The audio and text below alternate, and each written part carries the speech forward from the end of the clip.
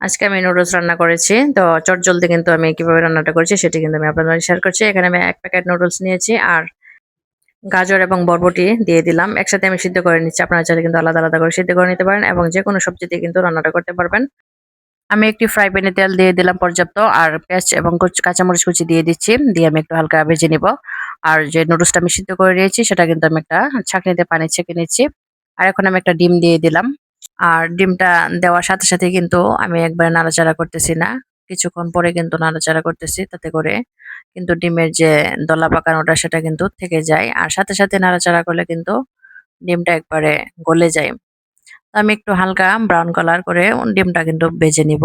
আর তারপর কিন্তু আমি সিদ্ধ করে রাখা যে নুডলস গুলো ছিল সেটা কিন্তু আমি পানি ঝরিয়ে নিয়েছিলাম। আর এখন আমি দিয়ে দিচ্ছি। আর নুডলসের যে মসলার প্যাকেট সেটা আমি দিয়ে দিচ্ছি। এখন আমি চামচের সাহায্যে সব কিছু একসাথে ভালোভাবে মিক্সড করে নিব। আমি একটু ভাজা, ভাজা করে নিব। যদিওবা আমি খুব সাধারণভাবে নুডলসটা রান্না করেছি কিন্তু খেতে কিন্তু ভীষণ মজা হয়েছিল। আমি মাত্র ২ প্রকারের সবজি দিয়েছি। আপনারা চাইলে কিন্তু আরো সবজি এড করতে পারেন যার, যার পছন্দ মতো। তো আমার হাতের কাছে যেগুলো ছিল সেগুলো কিন্তু আমি দিয়ে দিয়েছি। নুডলসের কালারটা কিন্তু অসম্ভব সুন্দর হয়েছে। তো একেবারে পারফেক্ট ভাবে রান্না করে নিয়েছি খুবই অল্প সময়ের মধ্যে। তো আমি এই পর্যায়ে কিন্তু নামিয়ে নিয়েছি। গরম, গরম নুডলস খেতে ভীষণ মজা হয়েছিল। সবাই ভালো থাকবেন, সুস্থ থাকবেন। Take care. আসসালামু আলাইকুম।